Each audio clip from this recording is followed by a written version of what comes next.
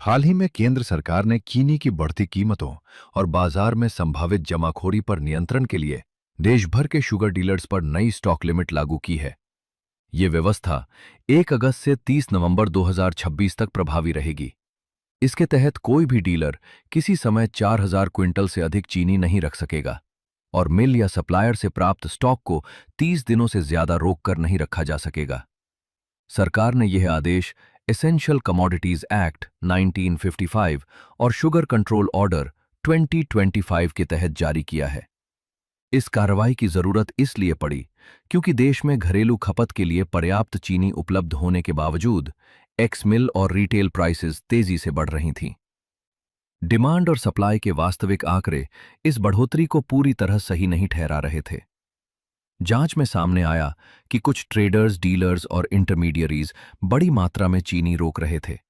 इसके साथ physical delivery के बिना पेपर ट्रेडिंग और स्पेक्युलेटिव ट्रांजैक्शंस भी किए जा रहे थे। इससे बाजार में आर्टिफिशियल स्केर्सिटी का माहौल बना और बायर्स को लगा कि आने वाले महीनों में चीनी की कमी हो सकती है। अगस्त से नवंबर के बीच रक्षाबंधन, जन्माष्टमी, दशहरा और दिवाली जैसे त्योहारों के कारण मिठाई, बेकरी प्रोडक्ट्स और प्रोसेस्ड फूड इंडस्ट्रीज में चीनी की मांग बढ़ती है। ऐसे समय में स्टॉक रोककर कीमतें बढ़ाने की संभावना ज्यादा रहती है। नई सीमा लागू होने के बाद निर्धारित मात्रा से ज्यादा चीनी रखने वाले डीलर्स को अतिरिक्त स्टॉक बाजार में जारी करना होगा। इससे शॉर्ट टर्म में सप्लाई बढ़ सकती है और होलसेल तथा रिटेल प्राइसेस पर दबाव कम हो सकता है। सभी डीलर्स को department of food and public distribution के ऑनलाइन पोर्टल पर हर सप्ताह अपने स्टॉक की जानकारी भी अपडेट करनी होगी। इससे सरकार को यह पता चलता रहेगा कि चीनी किसके पास, कितनी मात्रा में और कितने समय से रखी हुई है। हालांकि स्टॉक लिमिट कीमतों को स्थायी रूप से कम करने का उपाय नहीं है।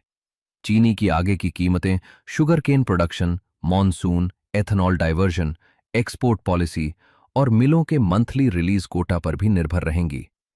बहुत लंबे समय तक कठोर सीमा रहने पर बड़े होलसेलर्स की स्टोरेज और डिस्ट्रीब्यूशन कैपेसिटी प्रभावित हो सकती है, लेकिन वर्तमान व्यवस्था केवल 4 महीनों के लिए है। इसलिए इसका मुख्य उद्देश्य सप्लाई चेन को बदलना नहीं, बल्कि त्योहारों से पहले होर्डिंग और स्पेक्यूलेशन को रोकना है।